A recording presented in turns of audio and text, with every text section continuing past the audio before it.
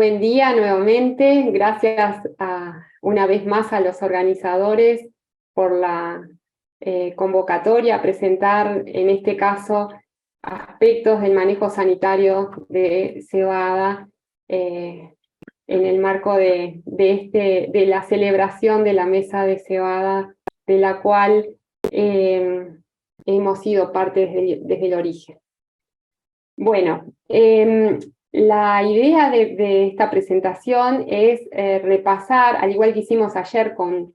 Fusarium, algunas de los pronósticos o de las proyecciones climáticas que se están avisorando para lo que es la etapa de crecimiento ahora y los periodos críticos de espigazón y llenado de grano, en el contexto de las enfermedades y por lo tanto del manejo. No voy a hacer una presentación muy larga y exhaustiva porque está en la jornada, la primera jornada nacional de cultivos de invierno, presentamos junto con el grupo de Facultad de Agronomía, junto a Carlos Pérez, un trabajo muy pormenorizado de lo que es cuánto se ha avanzado en el conocimiento del manejo de enfermedades en cebada, con énfasis en lo que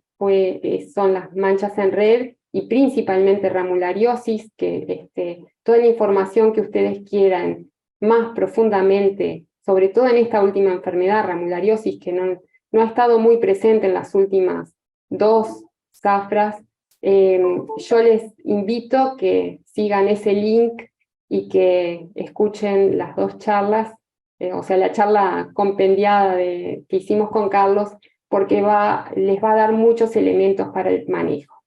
En este caso, solo vamos a hacer un análisis posible de lo que puede ser la zafra y actualización de algunas de las herramientas que no se presentaron en ese momento. Entonces, vamos a continuar en esta presentación. Repasemos entonces las principales enfermedades foliares. No nos vamos a focalizar mucho en casi nada en Fusarium, diría yo. Mucho de lo que presentamos ayer para trigo puede hacerse inferencias para esta enfermedad en cebada, aunque cebada es una especie un poco menos susceptible a fusariosis, es una enfermedad que igual también preocupa en el cultivo. En esta ocasión nos vamos a focalizar en lo que son las enfermedades foliares, principalmente el complejo de manchas foliares, porque las primaveras, como las que veíamos que se están pronosticando, lluviosas, la lluvia generalmente promueve más al complejo de manchas foliares que a lo que son las rollas y eventualmente el oidio. Entonces, vamos a hacer un énfasis en este grupo de enfermedades, dejando de lado escaldaduras, septoriosis y mancha borrosa, fundamentalmente porque son muy esporádicas y las que realmente nos hacen decidir fuertemente el manejo sanitario son fundamentalmente las manchas en red, en los últimos años bastante mancha en red tipo red, y fundamentalmente también ramularia. Repasemos un poquito, como no podía faltar lo que es el triángulo de la enfermedad, de cualquier enfermedad, en este caso de las enfermedades en cebada. Vamos a estar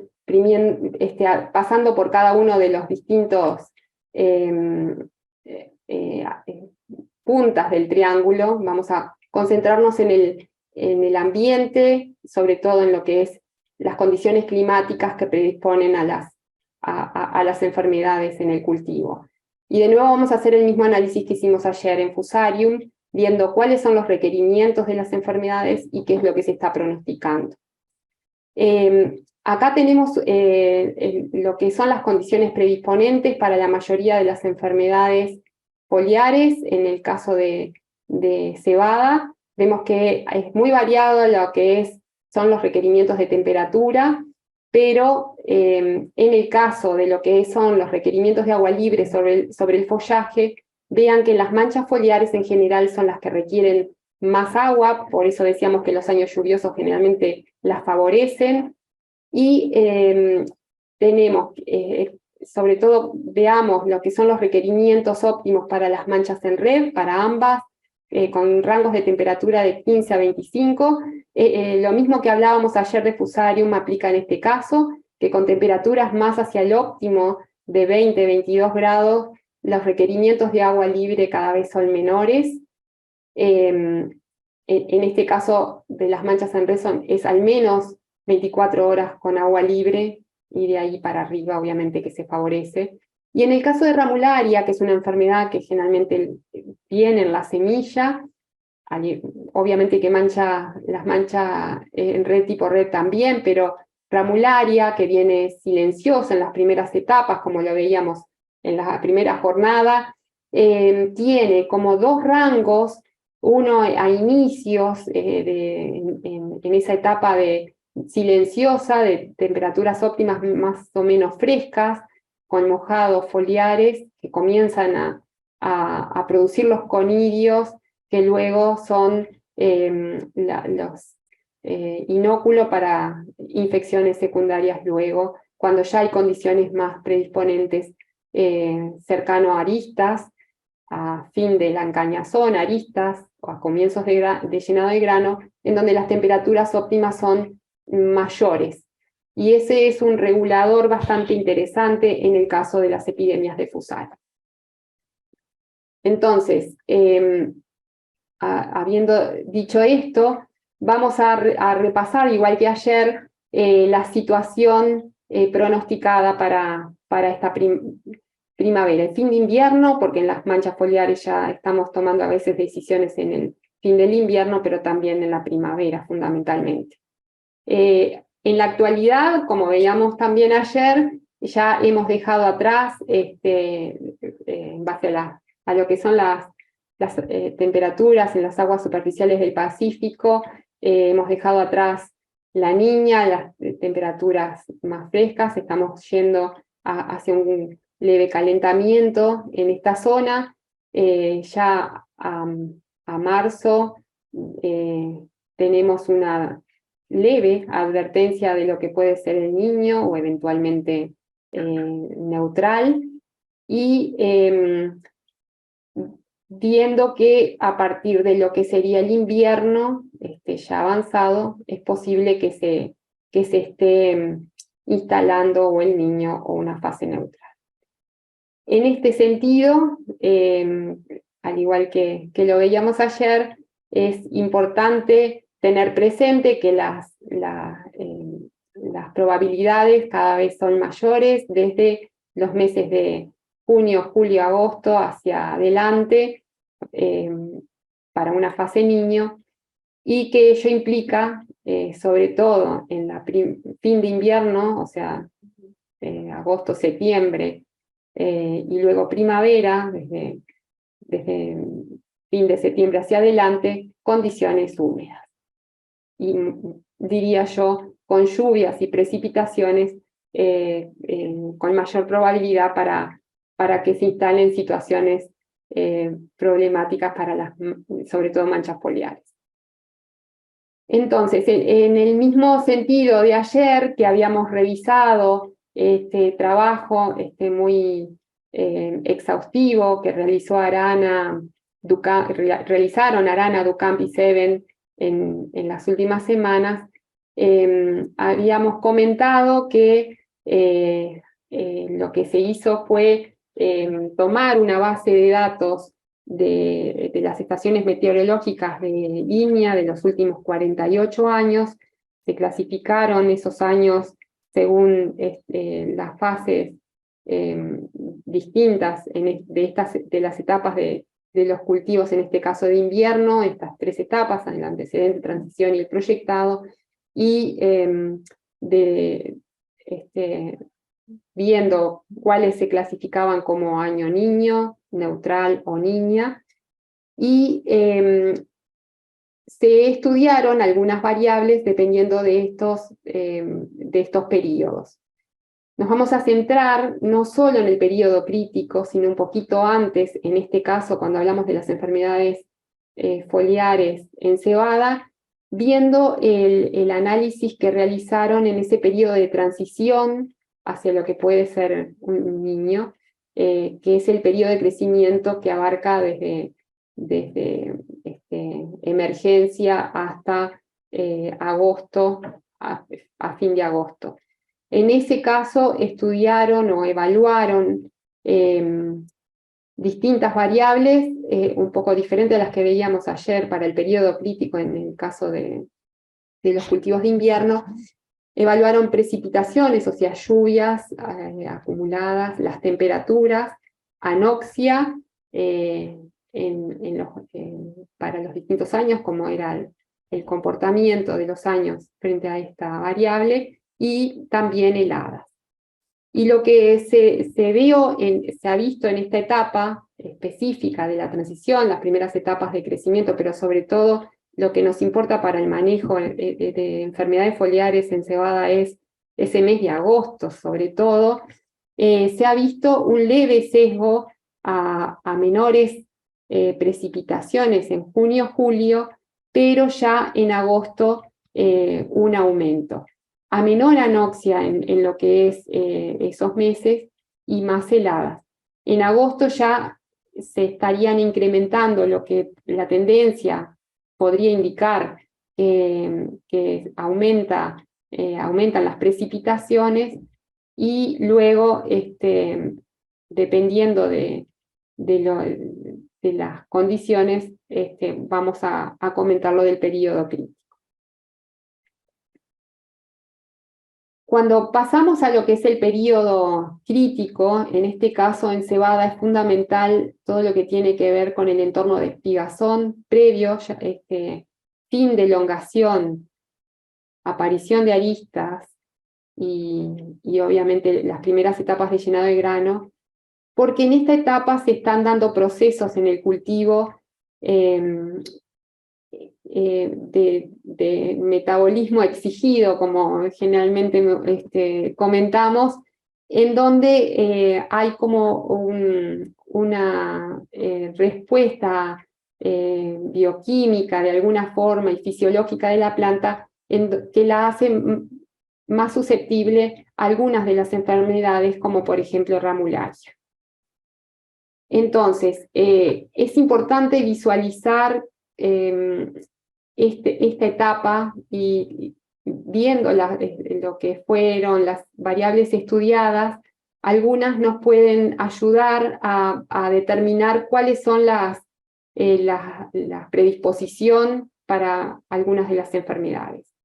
En este caso, como veíamos ayer, se evaluó lluvias, temperaturas, la radiación. La radiación juega un papel muy importante en lo que es el proceso de infección en manchas, sobre todo en los ciclos secundarios de la infección, sobre todo lo que es germinación de las esporas e infección. También se evaluó una variable asociada también a la radiación, como el coeficiente fototermal, esto más para determinar lo que son los potenciales de rendimiento, que no vamos a tocar en este caso. Anoxia, porque hay como les comentaba, una relación directa sobre enfermedades necrotróficas, como las manchas, y heladas también, estos dos últimos, por lo que es el estrés y luego el manejo. En el caso de los años, les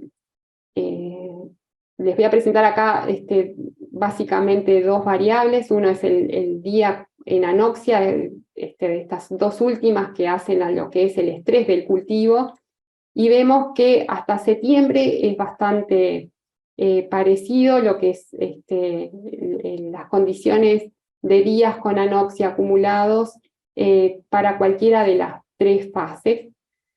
Sin embargo, ya para octubre, la primera década hacia adelante, lo que sería la fase niños se separa, y luego la neutral también, sobre condiciones con mayor probabilidades de anoxia. Y esto es especialmente importante para cebada, no solo para la parte sanitaria, sino porque es una especie de climas secos y por lo tanto que sufren mucho lo que es condiciones de exceso hídrico. Hay un riesgo de menor tamaño de grano asociado a las condiciones de exceso hídrico, pero también, como comentaba hoy más temprano, condiciones que predisponen a ramularia, porque condiciones de estrés, sobre todo que activa los procesos oxidativos en el cultivo, predisponen a lo que es ramulariosis, además de las otras, de mancha en red sobre todo. El segundo aspecto que también hace al estrés del cultivo, pero que también podemos manejar nuevamente, es lo que les presentaba ayer en relación a lo que es el riesgo de heladas. En el caso de tratar de obviar esa situación desde los principios de octubre hacia adelante de anoxia, es posible manejar también, al igual que en trigo, ir hacia fechas más tempranas y que el periodo crítico de espigazón, fin de encañazón, aristas, espigazón y principios de llenado de grano pueda adelantarse esa fase para que no ocurran condiciones predisponentes a ramulariosis y además a las manchas en general.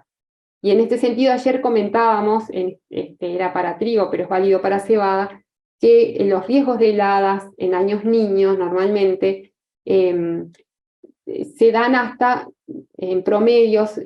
hasta mitad de septiembre, comparado con lo que puede ser un año niño. Y esto puede jugarnos a favor para poder adelantar esa fase con el manejo de la época de siembra. En este caso dice trigo, floración temprana, y yo en el caso de cebada le diría cebada, espigazón temprana. Y tener presente que el hecho de tener un año niño muchas veces implica un 60% menos de riesgo de heladas respecto a una niña. Lo mismo que comentábamos ayer para Fusarium, es posible entonces manejar condiciones climáticas en torno al periodo crítico, el atraso en las fechas de siembra, si estamos con proyección de año niño neutral en el periodo crítico, además de llevar a menores rendimientos también en el caso de cebada, con mayor riesgo de anoxia, también puede llevar a mayor riesgo de manchas foliares, en especial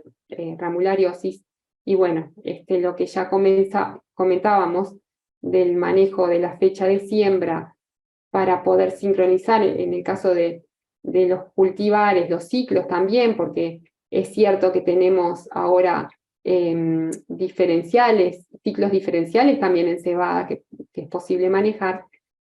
con el balance hacia menor riesgo de heladas. Pasemos ahora a lo que es el patógeno, sobre todo el inóculo. Dadas las condiciones que tuvimos en la zafra 2022, los rastrojos que tenemos, que si recuerdan de la charla del 2021,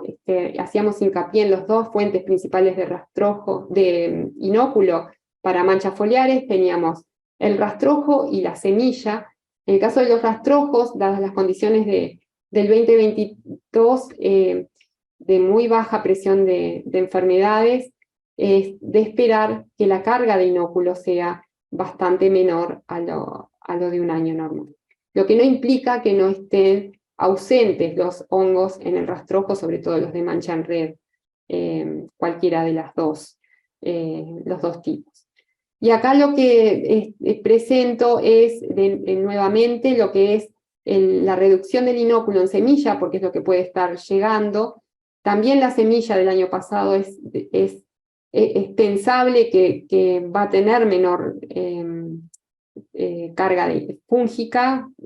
por las condiciones en que se produjo la semilla del año pasado, pero nuevamente es importante tener presente qué niveles hay, sobre todo en los cultivares susceptibles. Y lo que habíamos repasado en su momento es que hay algunos curasemillas que son capaces de dilatar el avance de la enfermedad y que esto es un factor que suma a lo que es el manejo integrado, asistiendo a la eficiencia del fungicida foliar y que prolonga el periodo de acción de ese fungicida foliar en el manejo. Está actualizada la información en las cartillas de INIA disponibles en la página web respecto a lo que es la performance de los distintos curasemillas. Ustedes las pueden consultar. Hago hincapié en lo que es el manejo del Dreschlera teres teres,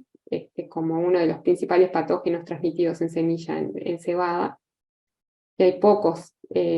curasemillas capaces de tener una eficiencia aceptable para el control. Pasando luego a al último vértice del triángulo, que es el cultivo, tenemos también lo que es el manejo de la resistencia de los cultivares. Esta información también está ya disponible en la página web de INIA, que es la tercera cartilla, es la segunda cartilla que vamos a ver hoy. Y en este caso tenemos una caracterización, acá presento el 99% de los cultivares sembrados del área sembrada en 2022, estuvo sembrado con estos cultivares, y vean ustedes, se marcan muy bien lo que son la genética nacional, con el buen comportamiento a mancha en red, y un poquito ahí en el tema de, sobre todo de ramularia, pero bueno, en promedio bastante mejor que otros materiales. Y en el caso de los cultivares un poco más extranjeros, sobre todo europeos, con alguna dolencia en el caso de mancha en red, de ramularia definitivamente, y buen comportamiento para oidio. Lo que llama la atención es que si miramos el área que sembramos el año pasado en cuanto a la caracterización según el comportamiento de los cultivares frente a las distintas enfermedades, y la comparamos con lo que teníamos, el área que teníamos sembrada en el 2014, vemos esa tendencia de que hemos empeorado de alguna forma el comportamiento, hemos aumentado el riesgo del área frente a mancha en red tipo red, y que definitivamente no estamos nada bien respecto a ramularia. Y que en el caso de mancha en red tipo spot, que es otra de las enfermedades que nos preocupan en el control, estamos de alguna forma, si tomamos las categorías intermedia susceptibilidad, alta susceptibilidad, bastante similar en eso, están concentrados todos los cultivares. Esta caracterización seguramente es porque tenemos información de más años también, que pudimos ajustar esta caracterización, y es algo que nos preocupa en especial, sobre todo para el momento de manejar. ¿Por qué? Porque hay una relación directa entre los costos y el comportamiento del sanitario del cultivar. Los cultivares que son más comprometidos sanitariamente implican tener una, dos o hasta más aplicaciones por hectárea por zafra, con mayores costos, por lo tanto por hectáreas en años que vienen complicados para las manchas en general. Los cultivares resistentes o moderadamente resistentes nos dan mayor seguridad y tiempo para el manejo, y en el caso de los susceptibles tenemos que estar haciendo un seguimiento más temprano y más frecuente para poder actuar. En el caso de las manchas, sobre todo mancha en red, roya y oidio, que es otra de las enfermedades que hemos tenido que manejar en las últimas zafras, el momento de intervención está dado por niveles críticos, no así en el caso de ramulariosis, que depende más de las condiciones predisponentes que ocurrieron, y sobre todo las pronosticadas en torno a encañazón. No hay que hacer aplicaciones a estado fijo fenológico, y deseablemente si hay detección mediante diagnóstico, o si hay reportes positivos regionales. Eso nos tiene que condicionar para el uso de fungicidas visionando el control de ramulariosis. Siempre la pregunta que nos hacemos es: ¿qué aplico? Todos los años nosotros generamos información para las distintas enfermedades. En el caso de Ramularia en los últimos años, producto de la baja infección que hemos tenido, no se ha podido actualizar, pero sí la de mancha en red tipo red y mancha en red tipo spot, en donde se ven que en general los nuevos fungicidas, los de nueva generación, logran un control muy adecuado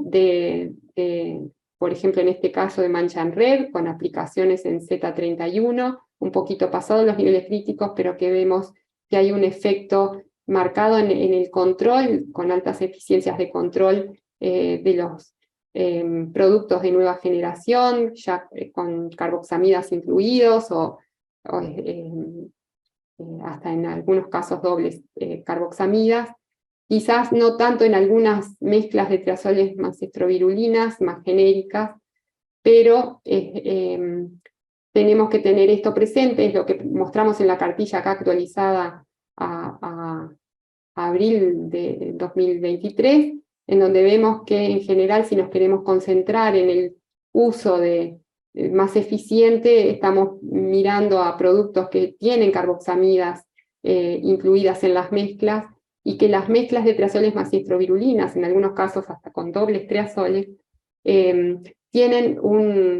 una eficiencia bastante diferencial. En verdad que tenemos que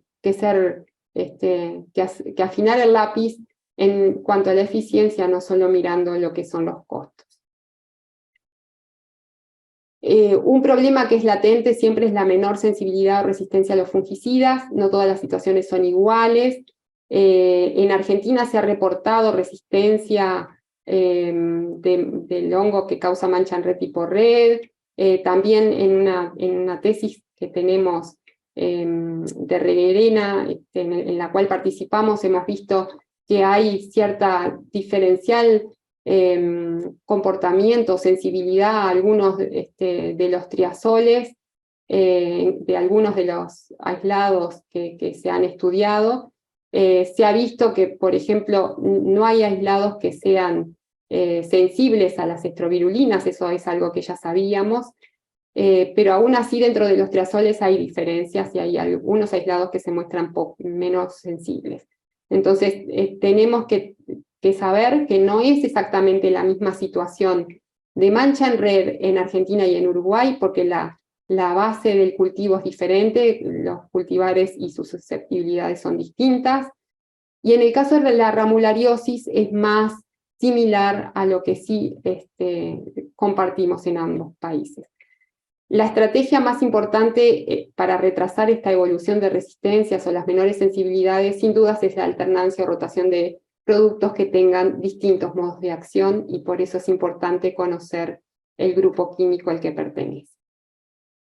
Como reflexión final, tenemos herramientas para manejar lo que son las presiones de inóculo y enlentecer las tasas de desarrollo. Tener presente que los rastrojos de la zafra del año pasado